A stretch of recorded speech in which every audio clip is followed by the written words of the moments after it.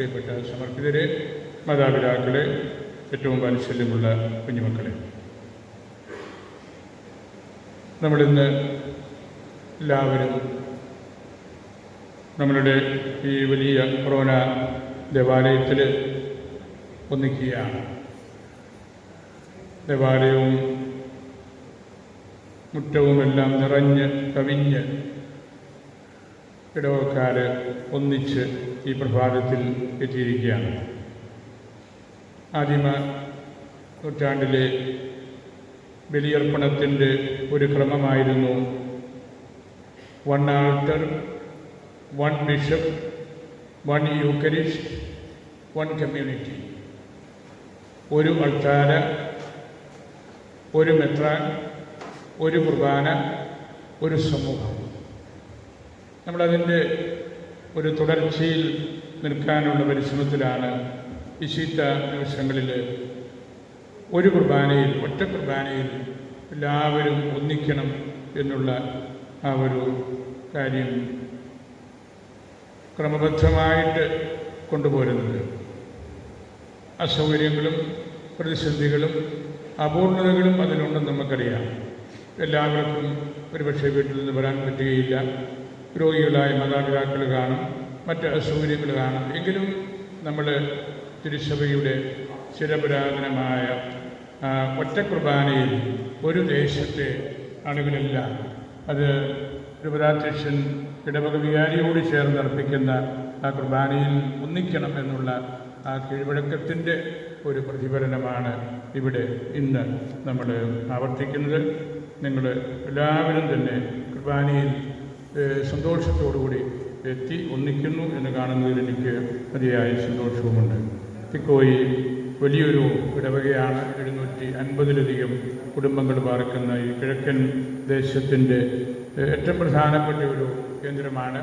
ഇവിടേക്ക് ഇടവകയിലേക്ക് കുടുംബങ്ങൾ മറ്റ് ഇടവകകളിൽ നിന്നും മലയോര പ്രദേശത്തു നിന്നുമൊക്കെ കൂടുതൽ വന്ന് താമസിച്ച് ഇടവക കൂടുതൽ വളർന്നുകൊണ്ടിരിക്കുന്ന ഒരു കാലഘട്ടം കൂടിയാണ്. ഇവിടെ കലാകാലങ്ങളിൽ ഉള്ള നമ്മൾ കൈവരിച്ച നേട്ടങ്ങളെക്കുറിച്ച് ബഹുമാനപ്പെട്ട വികാരിച്ചൻ ക്രമബദ്ധമായ രീതിയിൽ ഇവിടെ നമ്മളോട് സംസാരിച്ചു. നമ്മൾ ഇന്നലെ 1.5 മണിക്കൂർ പള്ളി കമ്മിറ്റിയിൽ ചർച്ചകൾ നടത്തി. വളരെ നല്ല ഒരു പള്ളി കമ്മിറ്റിയാണ് നമുക്കുള്ളത്. ഇടവകയിലെ എല്ലാ കാര്യങ്ങളെക്കുറിച്ചും സംസാരിക്കാൻ അറിവും പ്രാപ്തിയും സാമർഥ്യവുമുള്ള കമ്മിറ്റിക്കാരായിരുന്നു. ഞാൻ കമ്മിറ്റിയുടെ അവസാനവും അത് പറഞ്ഞു. നല്ല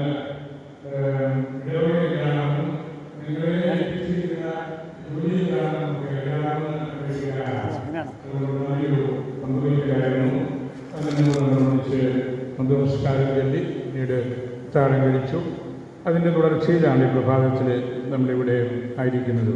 ഈ പള്ളി കലാകാലങ്ങളിൽ കൈവരിച്ച നേട്ടങ്ങൾ വിസ്മയകരമായ രീതിയിലുള്ളതാണ്. പള്ളിയും പരിസരവുമെല്ലാം കാലോചിതമാക്കാൻ നമുക്ക് പറ്റി. മണ്ഡലം തനാക്കി പണിതു. പാരിഷ് ഹോൾ വിപുലമായ രീതിയിലുണ്ട്. നമ്മുടെ സ്കൂളുകൾ, ഷോപ്പിംഗ് കോംപ്ലക്സ്, ഹോംബാല ഹോംസ്, പ്ലാരമഠം, പുതിയ മണിമാളിക, പുതിയ വഴി, നമ്മൾ നടത്തിയ പോപ്പുലർ മിഷൻ ധ്യാനം, നല്ല ലിറ്റർജിക്കൽ ഫോർമേഷൻ, ശ്വാസ പരിശീലനം, ദീപികാരുണ്യ ആരാധന എല്ലാ ദിവസവും നടത്തുന്നത്, കുടുംബ കൂട്ടായ്മകളുടെ പ്രസക്തി തുടങ്ങിയ കാര്യങ്ങളെല്ലാം ഇവിടെ നന്നായിട്ട് നടക്കുന്നു. ദീപാരാധനയ്ക്ക്, ലിറ്റർജിക്ക് വളരെയേറെ പ്രാധാന്യം കൊടുക്കുന്ന കേന്ദ്രമാണിത്. ബഹുമാനപ്പെട്ട വികാരിച്ചൻ അതിൻ്റെ വലിയൊരു പണ്ഡിതനാണ്. ക്രിസ്ത്യാനി ഭാഷയും ദൈവാരാധന ക്രമവും നന്നായിട്ട് പഠിച്ച് അനേകം വൈദിക വിദ്യാർത്ഥികൾക്ക് പതിറ്റാണ്ട് പരിശീലനം നൽകിയ ആളെന്ന നിലയിലും ഈ ദേശത്തിന് തന്നെ നല്ലൊരു ഓറിയൻറ്റേഷൻ ലിറ്റർജിയിലും ശ്വാസ പരിശീലനത്തിനുമെല്ലാം കൊടുക്കാനായിട്ട് സാധിക്കുന്നുണ്ട്. അത് നമുക്ക് വലിയൊരു കാര്യമാണ്. അത്യന്തികമായിട്ട് നിലനിൽക്കുന്ന കാര്യം നമ്മുടെ ദൈവാരാധനയും അതിനോട് നമ്മുടെ ദൈവജനം പുലർത്തുന്ന കാഴ്ചപ്പാടുകളുമാണ്. അതിന്മേലാണ് നമ്മുടെ മറ്റ് കാര്യങ്ങളെല്ലാം വളർത്താനും അല്ലെങ്കിൽ സ്വാഭാവികമായിട്ട് വളരാനും സാധ്യമാകുന്നത് എന്ന കാര്യവും നമ്മൾ മനസ്സിൽ സൂക്ഷിക്കണം. ചരിത്ര പ്രാധാന്യമുള്ള സ്ഥലമാണിത്. നമുക്ക് നൂറ്റാണ്ടുകൾക്ക് മുമ്പ് ഈ ദേശത്തിന് പരമ്പരാഗതമായൊരു പാരമ്പര്യം സിലോണിലെ ടിക്കോയ എന്ന വലിയ റബ്ബർ എസ്റ്റേറ്റ് കമ്പനിയുമായിട്ട് ബന്ധമുണ്ടായിരുന്നെന്നും അവരുടെ സാന്നിധ്യം വഴിയാണ് ഈ സ്ഥലത്തിന് ടിക്കോയി എന്ന പേര് കിട്ടിയതെന്നും ഇവിടെയും റബ്ബറും അനുബന്ധ ഉൽപ്പന്നങ്ങളുമെല്ലാം സമൃദ്ധമായിട്ടുള്ള കാലമായിരുന്നു, ഇപ്പോഴുമുണ്ട്. അങ്ങനെ ചരിത്ര പ്രാധാന്യമുള്ള തികച്ച് റബ്ബർ എസ്റ്റേറ്റ് വഴിയുള്ള ബന്ധങ്ങളിൽ സ്ഥാപിക്കപ്പെട്ട ഒരു ദേശമെന്ന നിലയിലും നമുക്ക് വലിയ പ്രാധാന്യമുണ്ട്. വൈദികരും സമർപ്പിതരും ധാരാളമായിട്ട് ഈ ഇടവകയിൽ നിന്ന് സാർവത്രിക സഭയുടെ ശുശ്രൂഷയ്ക്കായിട്ട് ദൈവം അനുവദിച്ച് നൽകിയിട്ടുണ്ട് എന്ന കാര്യവും സന്തോഷകരമാണ്. നമ്മളിന്ന് ആരാധനാക്രമത്തിൽ കൈത്ത കാലത്തേക്ക് പ്രവേശിച്ചിരിക്കുകയാണ്. കൈത്ത ഒന്നാം ഞായറാണ് ഇന്ന്. വാക്കിൻ്റെ അർത്ഥം വളർച്ച, വളർത്തുകാലം, ഫലകാലം, വേനൽക്കാലം, വിളവെടുപ്പിൻ്റെ സമൃദ്ധിയുടെ കാലം എന്നൊക്കെയാണ്. അത് ഭൗതികമായിട്ടുള്ള അർത്ഥത്തിലും അതിനേക്കാൾ ദൈവാരാധനയിലും ശ്ലീഹന്മാർ വഴി സഭയ്ക്ക് കിട്ടിയ നേട്ടങ്ങളെക്കുറിച്ചും അങ്ങനെ വളർന്ന് വലുതായ സഭയെക്കുറിച്ചും പ്രത്യേകമായിട്ട് നമ്മൾ ഓർക്കുന്നത് കൊണ്ടാണ് അതിന് കൈത്ത എന്നുള്ള വിശേഷണം കൊടുത്ത് ലിറ്റർജി പണ്ഡിതന്മാർ ക്രമീകരിച്ചിരിക്കുന്നത്. ഇന്ന് നമ്മൾ കേട്ട വായനയിലെല്ലാം 12 പ്രത്യേകതകളാണ് എടുത്ത് പറഞ്ഞിട്ടുള്ളതെന്ന് നിങ്ങൾ കേട്ടു. 4 വായനയും നമ്മുടെ ലക്ഷണറിയുടെ പ്രത്യേകത അതാണ്. വേദപുസ്തകത്തിൽ നിന്ന് ഏറ്റവും അനുയോജ്യമായ വായനകൾ തിരഞ്ഞെടുത്ത് നമ്മൾ ക്രമീകരിക്കുന്ന ചിട്ടക്രമത്തെയാണ് ലക്ഷണറി എന്ന് പറയുന്നത്. നമ്മുടെ വിചാരിച്ചനൊക്കെ അതിൻ്റെ വലിയ പണ്ഡിതനാണ്. അവരുടെ അച്ഛനെ പോലെയുള്ള 40 ആളുകളുടെ നിരന്തരമായ ഒരു കമ്മിറ്റി സിനഡിനോട് ചേർന്ന് വർക്ക് ചെയ്യുന്നുണ്ട്. ദൈവാരാധന ഗ്രന്ഥങ്ങളൊക്കെ നമുക്ക് പരിഷ്കരിക്കാൻ സാധിച്ചിട്ടുള്ളതിൻ്റെ കാരണവും അതാണ്. ആദ്യത്തെ വായനയിൽ ഉൽപ്പത്തി പുസ്തകത്തിൽ നിന്നാണ് 12 ഗോത്രങ്ങളുടെ രൂപീകരണമായിരുന്നു. യാക്കോബിൻ്റെ 12 മക്കൾ വഴി 12 ഗോത്രങ്ങൾ എങ്ങനെ വന്നു എന്നതിനെക്കുറിച്ചാണ്. രണ്ടാമത്തെ വായനയിൽ യോർദാൻ നദിയിൽ നിന്ന് ഗോത്രങ്ങളുടെ എണ്ണമനുസരിച്ച് ശേഖരിക്കപ്പെട്ട 12 കല്ലുകൾ കൊണ്ട് തീർത്ത സ്മാരകത്തെക്കുറിച്ച് ജോഷുവ പറയുന്ന കാര്യമാണ്.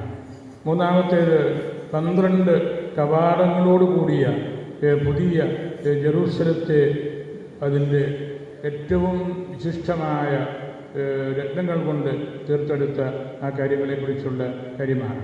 സുവിശേഷത്തിലേക്ക് വന്നപ്പോൾ 12 ശ്ലീഹന്മാരെക്കുറിച്ചുള്ള വിവരണമാണ്. അങ്ങനെ 12 കൊണ്ടുള്ള മെനയപ്പെട്ട ഒരു വലിയ കാലഘട്ടത്തെയാണ് കൈത്തക്കാലം എന്ന് വിശേഷിപ്പിക്കുന്നത്. ഈ ആദ്യ ഞായറാഴ്ച 12 ശ്ലീഹന്മാരുടെ ഓർമ്മ ദിവസമാണ്. ആ ദിവസത്തിൻ്റെ പ്രത്യേകതകളാണ് നമുക്ക് ഈ വരുന്ന ഞായറാഴ്ചകളിലൊക്കെ തുടർച്ചയായിട്ട് നമ്മൾ കാണുന്ന വായനകളിലും തിരുസഭ നമ്മെ ക്ഷണിക്കുന്നത്. 12 ശ്ലീഹന്മാർ, ആ ശ്ലീഹന്മാരുടെ മേൽ പണിയപ്പെട്ട വലിയ വീടാണ് തിരുസഭ. 12 ശ്ലീഹന്മാരുടെയും പൈതൃകങ്ങൾ വളരെ വലുതാണ്. ആ ശ്ലീഹന്മാർ തിരുസഭയുടെ സമ്പത്താണ്, സാർവത്രിക സഭയുടെ സമ്പത്താണ്. ഓരോ ശ്ലീഹായെ ചുറ്റിപ്പറ്റിയുമുള്ള പൈതൃകങ്ങൾ, ആരാധനക്രമ പ്രത്യേകതകൾ വളർത്തുമ്പോൾ അത് സാർവത്രിക സഭയ്ക്കാണ് അതിൻ്റെ മേന്മ. നമ്മളുടെ സഭയുടെ ശ്ലൈഹിക പാരമ്പര്യവും ആരാധനക്രമവും ലിറ്റർജിക്കൽ ടെക്സ്റ്റുകളുമെല്ലാം സാർവത്രിക സഭയ്ക്ക് വലിയ മുതൽക്കൂട്ടാണ്. ഇന്ന് ലോകം മുഴുവൻ പഠിച്ചുകൊണ്ടിരിക്കുന്ന കുർബാനക്രമങ്ങൾ അടിസ്ഥാനപരമായിട്ട് നമ്മുടെ കുർബാനക്രമമാണ്. ദായാൻ മാറി, തെയഡോറ്, നെസ്റ്റോറിയസ്, ഈ 3 വിശുദ്ധ കുർബാന ക്രമങ്ങൾ എല്ലാ സഭകളും ഇന്ന് പഠിക്കുന്നുണ്ട്. കാരണം അതിപുരാതനമായ ടെക്സ്റ്റുകളാണ്. ഒരിക്കലൊരു വലിയ ലിറ്റർജി പണ്ഡിതൻ പറഞ്ഞു, ലോകത്തിലുള്ള മറ്റെല്ലാ ദൈവാരാധന ഗ്രന്ഥങ്ങളും നഷ്ടപ്പെട്ടാൽ പറഞ്ഞാൽ ആളുകൾ അത് സ്വീകരിക്കാതെ മടുത്തു, അല്ലെങ്കിൽ വിശ്വാസക്കുറവ് കൊണ്ട് പോയാലും ഏറ്റവും അവസാനം വരെ പിടിച്ചു നിൽക്കുന്നത് നമ്മളുടെ ഈ 3 കുർബാനക്രമങ്ങളായിരിക്കുമെന്ന് അതിൻ്റെ പൗരാണികത കൊണ്ടും അതിൻ്റെ ദൈവശാസ്ത്രപരമായ മികവ് കൊണ്ടുമാണ് പണ്ഡിതന്മാർ അങ്ങനെ പറയുന്നതെന്ന് നമുക്ക് അറിയാമല്ലോ. അത് അങ്ങനെയുള്ള അതിസമ്പന്നമായ കുർബാന ക്രമങ്ങൾ കൊണ്ട് വിശേഷിപ്പിക്കപ്പെട്ട അല്ലെങ്കിൽ നമുക്ക് എവിടെയും നിവർന്നു നിൽക്കാവുന്ന ഒരു പൈതൃകം കൊണ്ടു നടക്കുന്ന സഭയാണ് നസ്രാണികൾ. ഇന്ന് സിറോ മലബാർ സഭ, അതിനോട് ബന്ധപ്പെട്ടിട്ടുള്ള മറ്റ് സഭാ സമൂഹങ്ങളുമെല്ലാം. അതുകൊണ്ട് 12 ശ്രീഹന്മാരെ കർത്താവ് വിളിക്കുന്നത് വളരെ പ്രധാനപ്പെട്ട കാര്യമാണ്. കർത്താവ് രാത്രിയിൽ മലമുകളിൽ രാത്രി മുഴുവൻ പ്രാർത്ഥിച്ചു. ഒരു രാത്രി മുഴുവൻ പ്രാർത്ഥിച്ചു കഴിഞ്ഞപ്പോൾ ഈശോ താഴേക്കിറങ്ങി 12 പേര് ചൊല്ലി വിളിക്കുകയാണ്. ഒറ്റ രാത്രി പ്രാർത്ഥിച്ചു കഴിയുമ്പോൾ ഏത് കാര്യങ്ങൾക്കുമുള്ള ഉത്തരം നമുക്ക് കിട്ടും. ഈശോ തന്നെയാണല്ലോ അത് നമ്മളെ പഠിപ്പിച്ച് ബോധ്യപ്പെടുത്തിയിരിക്കുന്നത്. കർത്താവ് അതിന് അനുബന്ധമായിട്ട് ശിഷ്യന്മാരോട് പൊതുസമൂഹത്തോട് പറഞ്ഞു, വിളവ് വളരെയാണ്, വേലക്കാർ ചുരുക്കമാണ്. ലത്തീൻ ബൈബിളിൽ മേസിസ് മുൾത്ത, വിളവ് സമ്പന്നമാണ്. ഒപ്പരാരി പൗച്ചി, ജോലിക്കാർ ചുരുക്കം. എന്താണ് വിളവ്? വിളവെന്ന് പറയുന്നത് ഈശോയിലേക്ക് വരാൻ ആഗ്രഹിച്ചു നിൽക്കുന്ന വലിയ ജനസമൂഹമാണ്. ഇസ്രായേൽക്കാരും വിജാതിയിലും അവരാണ് വിളവ്. വിളവ് വളരെ ലോകത്തിൽ നിരവധിയായ ആളുകളുണ്ട്. യഹൂദന്മാരാണ് ഇതിൻ്റെ അടിസ്ഥാനപരമായിട്ട് നിൽക്കുന്നത്. വിജാതിയിൽ എന്ന് നമ്മൾ പറയുന്ന മറ്റ് ആളുകൾ. അങ്ങനെ വിളവ് ലോകം മുഴുവനുണ്ട്.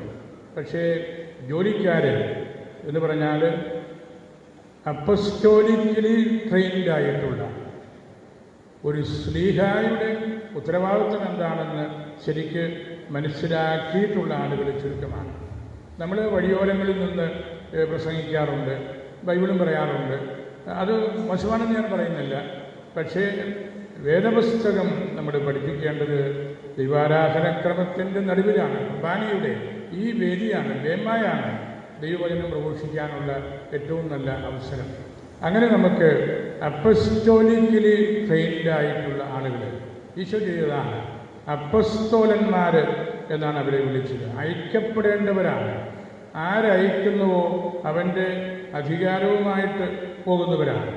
അങ്ങനെ അപ്പസ്റ്റോലിക്കലി ട്രെയിൻഡ് ആയിട്ടുള്ള ഒരു സമൂഹത്തെ വാർത്തെടുത്തതിൻ്റെ പഴയ നിയമ അല്ലെങ്കിൽ ആദ്യ നിയമ പാരമ്പര്യവും ഈശോ കൊണ്ടുവന്ന പുത്തൻ പാരമ്പര്യവുമാണ് ഈ കൈത്ത കാലത്തിൻ്റെ 1-ാം ഞായറിൻ്റെ അടിസ്ഥാനപരമായ ചിന്ത. ദൈവത്തിൻ്റെ തിരുനാൾ ദിവസം എന്നാണ് ഇതിനെ പൊതുവെ വിശേഷിപ്പിക്കുന്നത്. നുസ്സർദേൽ എന്ന് എബ്രായ സുറിയാനി ഭാഷയിൽ പറയുന്ന ആ വാക്കിൻ്റെ അർത്ഥവും അതാണ്. ദൈവത്തിൻ്റെ പെരുന്നാളാണ്. ഈശോ വിളിച്ച 12 ശ്രീഹന്മാരുടെ ഓർമ്മ ദൈവത്തിൻ്റെ തിരുനാൾ എന്ന പേരിൽ അറിയപ്പെടുന്നതും ദൈവം സ്വന്തമാക്കിയവരുടെ തിരുനാളാണ്. ഈശോയ്ക്ക് എന്തുണ്ടായിരുന്നോ അത് കൊടുത്ത് ഏൽപ്പിച്ച ആളുകളുടെ തിരുനാളാണ്. അതുകൊണ്ട് നമ്മെ സംബന്ധിച്ച് 12 ശ്രീഹന്മാർ എന്ന് പറയുന്ന ആ പൈതൃകം, അതിൽ വിശേഷവിധിയായിട്ട് നമ്മൾ ഒരു ശ്രീഹായോട് നേരിട്ട് ബന്ധപ്പെട്ട് നിൽക്കുന്ന നമ്മളുടെ സഭയ്ക്ക് നമുക്ക് വലിയ ആഹ്ലാദത്തിൻ്റെ സന്തോഷത്തിൻ്റെ അവസരം കൂടിയാണ്. കർത്താവ് അവരെ പേര് വിളിച്ചു. പേരിലാണ് കാര്യം എന്ന് ഒരു പഴഞ്ചൊല്ലുണ്ട്. പേരിലാണ് കാര്യം. ലത്തീൻ ഭാഷയിൽ പറയും ഓമൻ, നോമൻ എത്ത് ഓമൻ. നോമൻ എന്ന് പറഞ്ഞ പേരാണ്. നോമൻ എത്ത് ഓമൻ എന്ന ആ ഇഡിയം, ആ അക്സിയോമാറ്റിക് ആയിട്ടുള്ള സംഭാഷണത്തിൻ്റെ അർത്ഥം പേരിലാണ് കാര്യം. നമ്മൾ അങ്ങനെയാണല്ലോ, നല്ല പേരുള്ള കുട്ടികൾ ചരിത്രപരമായ അർത്ഥം കൊണ്ടുനടക്കുന്നവരാണ്. പേരിലാണ് കാര്യമെന്ന് ഈശോയ്ക്കറിയാമായിരുന്നു. എന്തു നല്ല പേരുകളാണ് കൊടുത്തത്. ഉദാഹരണമായിട്ട് പത്രോസ്, പാറ, അന്ത്രയോസ്, മാനുഷിക ഗുണമുള്ളവൻ, നല്ല ഉത്തമനായ പുരുഷൻ, യാക്കോബ് അദ്ദേഹത്തിൻ്റെ ജന്മവുമായിട്ട് ബന്ധപ്പെട്ടിട്ടുള്ള ഇരട്ട പിറവിയോട് ബന്ധപ്പെട്ട പേര്. യോഹന്നാന് ദൈവം കരുണ കാണിച്ചിരിക്കുന്നു എന്ന പേര്. ഫിലിപ്പോസ് കുതിരയുടെ സ്നേഹിതൻ. അത് അദ്ദേഹം സമ്പന്നനായ ആളായിരുന്നുകൊണ്ടായിരിക്കും. കുതിരസവാരി നടത്തുന്നവർ അവരുടെ ധനസ്ഥിതിയും കുലീനത്വവും എല്ലാം പരിഗണനയിൽ എടുത്തുകൊണ്ടാണ്. അതുപോലെ ബർത്തലോമിയ അല്ലെങ്കിൽ നത്താനിയേൽ ദൈവം തന്നിരിക്കുന്നു എന്നാണ് ആ വാക്കിൻ്റെ അർത്ഥം. തോമ ഇരട്ട പിറന്നവൻ എന്നാണ്. മത്തായി യഹോവയുടെ ദാനം. അങ്ങനെ 12 ശ്രീഹന്മാരുടെയും അവരുടെ പേരുകളുടെ അർത്ഥമാണ് വാസ്തവത്തിൽ ആ പൈതൃകത്തിലൂടെ അവരോട് ബന്ധപ്പെട്ട ആരാധനക്രമത്തിലൂടെ വളർന്നു വരുന്നത് എന്ന് നമ്മൾ തിരിച്ചറിയണം. 12 പേരുമായിട്ടുള്ള അടുപ്പം അതാണ് ഐക്യത്തിൻ്റെ കൂട്ടായ്മയുടെ കൊൺകോർദിയ അപ്പോസ്തലോരും എന്ന് ലത്തീനിൽ പറയും. കൊൺകോർദിയ ഐക്യം, കമ്മ്യൂണിയൻ. അപ്പോസ്തലോരും ഓഫ് ദി അപ്പോസിൽസ്, ശ്ലീഹന്മാർ തമ്മിലുള്ള ഐക്യം, അല്ലെങ്കിൽ അവരെ നമ്മൾ ഒറ്റ ദിവസം 12 പേരെയും ഓർത്തെടുക്കുന്നു. പത്രോസ് പൗലോസ് ശ്ലീഹന്മാരുടെ തിരുനാളും അങ്ങനെയാണല്ലോ. പത്രോസ് പൗലോസ് ശ്ലീഹന്മാരെ അവർ വ്യത്യസ്തരായ 2 വ്യക്തികളാണ്. വ്യത്യസ്ത ഓറിയൻറ്റേഷൻ ഉള്ളവരാണ്, അഭിപ്രായ വ്യത്യാസമുള്ളവരായിരുന്നു, വളരെ വ്യത്യസ്തമായ കുടുംബ പാരമ്പര്യമുള്ളവരായിരുന്നു. പക്ഷേ തിരുസഭയുടെ ആഗ്രഹം അവരെ ഒന്നിച്ച് നമ്മൾ ഓർക്കണം. പത്രോസ് പൗലോസ് അവരെ വേർപെടുത്തി നമ്മൾ കാണരുത്. അവരൊറ്റ യാഥാർത്ഥ്യത്തെ, ഈശോയെ മുറുകെ പിടിച്ചവരാണ്. അതുകൊണ്ട് അവരുടെ തിരുനാളും നമ്മൾ അതുപോലെ ഓർക്കണം. ആ വൈവിധ്യത്തിൽ, ആ ഒരു എതിർപ്പിലോ അല്ലെങ്കിൽ വ്യത്യാസങ്ങളിലോ നമ്മൾ മുറുകെ പിടിക്കുന്ന ആ ഐക്യമാണ് ഈ 12 ശ്ലീഹന്മാരുടെയും അല്ലെങ്കിൽ പത്രോസ് പൗലോസ് ശ്ലീഹന്മാരുടെ തിരുനാൾ ഒന്നിച്ച് നമ്മൾ നടത്തുമ്പോൾ. പിതാക്കന്മാർ പരിശുദ്ധ പിതാവിനെ കാണാൻ പോകുന്നതിനാണല്ലോ ആദിലീമിന വിശിഷ്ട എന്ന് പറയാറുള്ളത്. ആദിലീമിന, ആ വാക്യത്തിൻ്റെ പൂർണ്ണരൂപം ആദിലീമിന അപ്പസ്തലോരും പേത്രൂസ് എന്ന് പൗലൂസ്. പത്രോസ് പൗലോസ് ശ്ലീഹന്മാരുടെ പുണ്യ കുടീരത്തിൻ്റെ മുമ്പിൽ നിൽക്കുന്നവർ എന്നാണ് അതിൻ്റെ അർത്ഥം. നമ്മൾ പ്രായോഗികമായിട്ട് എളുപ്പത്തിൽ ആളുകൾക്ക് മനസ്സിലാകാൻ ആദിലീമിന വിശിഷ്ട മെത്രാന്മാർ പരിശുദ്ധ പിതാവിനെ കണ്ട് രൂപതയുടെ കാര്യങ്ങൾ സമർപ്പിച്ച് സംസാരിക്കുന്ന അത് ശരിയാണ്, പാസ്റ്ററലായിട്ടും ശരിയാണ്. പക്ഷേ അത് ചരിത്രപരമായിട്ടും ദിവ്യശാസ്ത്രപരമായിട്ടും റോമിൽ പിതാക്കന്മാരെത്തി പത്രോസിൻ്റെ സെൻറ്റ് പീറ്റേഴ്സ് പള്ളിയിലും പൗലോസിൻ്റെ പള്ളിയിലും പോയി പരിശുദ്ധ കുർബാന അർപ്പിച്ച് അവരുടെ പുണ്യ ഖബറുകൾ സന്ദർശിക്കുന്നതിനെയാണ് ആദിലീമിന വിശിഷ്ട എന്ന് പറയുന്നത്. അത് ആ ഇരട്ട ക്രമത്തിൽ ഒറ്റ സന്ദർശനത്തിൽ ഈ 2 പള്ളികളിലും സന്ദർശിക്കുകയും അവിടെ കുർബാന അർപ്പിക്കുകയും ചെയ്യും. ഞങ്ങൾ ഈ നാളുകളിൽ നടത്തിയ വിശുദ്ധകളിലെല്ലാം അങ്ങനെയായിരുന്നു. ഈ 2 സ്ഥലങ്ങളിലും മേജർ ആർച്ച് ബിഷപ്പിൻ്റെ കാർമ്മികത്വത്തിൽ പരിശുദ്ധ കുർബാന അർപ്പിച്ച് പരിശുദ്ധ പിതാവിനെ കാണുന്ന ആ ഒരു കീഴ്വഴക്കമാണ് ആദിലീമിന വിശിഷ്ട എന്ന് പറയുന്നത്. കർത്താവ് 12 ശ്ലീഹന്മാരെ വിളിച്ചത് അവരെ സ്കാറ്റർ ചെയ്യാൻ വേണ്ടിയാണ്. അവരെ ഗ്യാദർ ചെയ്തത് അവരെ തെറിപ്പിച്ച് ലോകം മുഴുവൻ എത്തിക്കാൻ വേണ്ടിയായി. അവരെ 12 പേരെയും നമ്മൾ ഒരിടത്തും പോകരുത്, ഇവിടെ തന്നെ ഇരിക്കണം എന്ന് പറയാൻ വേണ്ടിയല്ല. അവരെ വിളിച്ചത് ലോകത്തിൻ്റെ അതിർത്തികൾ വരെ എത്തിക്കാൻ വേണ്ടിയാണ്. അതാണല്ലോ ശ്ലീഹന്മാർ ചെയ്തതും. അവരുടെ മിശിക അനുഭവവും അവരുടെ യാത്രകളും അവരെക്കുറിച്ചുള്ള ചരിത്രവും പാരമ്പര്യവും എല്ലാം എല്ലാ സഭകൾക്കും വളരെ പ്രധാനപ്പെട്ട കാര്യമാണ്. അവരെ വിളിച്ച് ഒരുക്കി കർത്താവ് ഒരു മിഷനറി ഹോമിന് കൊടുക്കുകയാണ്. നിങ്ങളെങ്ങനെ പോകണം, വലിയ പാണ്ടക്കെട്ടുകളൊന്നും വേണ്ട, പണം അധികം കരുതേണ്ട കാര്യമില്ല, ലൈറ്റായിട്ട് ട്രാവൽ ലൈറ്റ്. നമ്മുടെ പരിശുദ്ധ ദൈവമാപ്പായും ഈ നാടുകളിൽ പലപ്പോഴും പഠിപ്പിക്കുന്നതാണ്. U travel light. എളിയ ചെറിയ ഭാരങ്ങളോടുകൂടി യാത്ര ചെയ്താൽ മതി. മറ്റതൊക്കെ കർത്താവ് നമ്മളെ കാത്തുകൊള്ളും. ഈശോ പഠിപ്പിച്ചതാണല്ലോ. നിങ്ങൾ പോവുക, പോയി നിങ്ങൾ എവിടെ ആളുകളെ കണ്ടെത്തുന്നുവോ ഇഷ്ടപ്പെടുന്ന ആളുകളുടെ കൂട്ടത്തിൽ താമസിച്ച് അവിടെ വെച്ച് കർത്താവിനെക്കുറിച്ച് പറഞ്ഞ് പഠിപ്പിച്ചാൽ മതി. അങ്ങനെയുള്ള ആ ഒരു മിഷൻ ഹോമിലി പ്രസംഗം കൂടെ കൊടുത്താണ്, ഒരുക്കിയാണ് കർത്താവ് അവരെ പറഞ്ഞയക്കുന്നത് എന്ന് നമുക്കറിയാം. ആദ്യം കൊടുക്കുന്ന നിർദ്ദേശം വിജാതിയുടെ അടുത്തേക്ക് പോകണ്ട. അതിൻ്റെ കാരണം എന്താണെന്ന് അറിയാമോ? കർത്താവ് പിറന്നതും ദൈവം ഒരുക്കിയതുമായ ജനതതി ഇസ്രായേൽക്കാരാണ്, യഹൂദന്മാരാണ്. വിജാതിയുടെ അടുത്തേക്ക് പോകരുത്. നഷ്ടപ്പെട്ടു പോയ ഇസ്രായേൽ മക്കളെ അവരെ അന്വേഷിച്ച് വേണം നിങ്ങൾ പോകാൻ. ഒരു സ്വാഭാവിക റൈറ്റായിട്ടാണ് ഞാനതിനെ കരുതുന്നത്. ആ യഹൂദന്മാർക്കാണ് ഈശോയെക്കുറിച്ച് അറിയാനുള്ള ആദ്യത്തെ അവകാശം തന്നെ. കാരണം ആ ജനത്തെയാണ് ദൈവം ഒരുക്കിക്കൊണ്ടുവന്നത്. പഴയ നിയമം മുഴുവനും കാണാതെ പഠിക്കുന്ന ആളുകളാണ് അവർ. കാണാതെ കുട്ടികൾ 13 വയസ്സൊക്കെ ആകുമ്പോൾ അവർ പഴയ നിയമം മുഴുവൻ കാണാതെ പഠിക്കും. അതുപോലെ കുട്ടികളെ വേദപുസ്തകത്തിൽ അവർ പരിചയപ്പെടുത്തി. എങ്കിലും അവർക്ക് കർത്താവിനെ പൂർണ്ണമായിട്ട് മനസ്സിലാക്കാൻ അവർക്ക് സാധിച്ചില്ല. ഒരു ഭാഗത്തിന് മാത്രമേ പറ്റിയുള്ളൂ. എങ്കിൽ പോലും കർത്താവ് കൊടുക്കുന്ന നിർദ്ദേശം, അതായത് ദൈവം ഒരുക്കിയ ആ ജനതതി കേൾക്കട്ടെ ആദ്യമായിട്ട് ന്യൂ ടെസ്റ്റമെൻറ്റിനെ കുറിച്ച്, ഈശോയെക്കുറിച്ച്. അതിനുശേഷം ഉത്ഥാനത്തിന് ശേഷം നിങ്ങൾക്ക് ലോകത്തിൻ്റെ അതിർത്തികൾ വരെയും പോകാം എന്ന് ശിഷ്യന്മാരെ പഠിപ്പിച്ച് ഒരുക്കുന്നതിൻ്റെ അർത്ഥവും അതാണ്. ലോസ്റ്റ് ട്രൈബ്, നഷ്ടപ്പെട്ട ഇസ്രായേൽക്കാരുടെ അടുത്തേക്ക് പോയി അവരെക്കുറിച്ച് ദൈവത്തിൻ്റെ ഈ വെളിപാടിനെക്കുറിച്ച് ഓർമ്മപ്പെടുത്തണമെന്നുള്ള ആ പ്രബോധനം നമ്മുടെ വിശ്വാസ പരിശീലനമൊക്കെ അതാണ്. ഈ ഓർമ്മപ്പെടുത്തലാണ്, വിശ്വാസത്തിലുള്ള ആഴപ്പെടുത്തലാണ്. നമ്മളുടെ സഭയുടെ, ഏത് സഭയുടെയും പ്രത്യേകത ആ ശ്രീഹന്മാരോട് പറഞ്ഞ ആ വിനയപൂർവമായ ജീവിതമാണ്.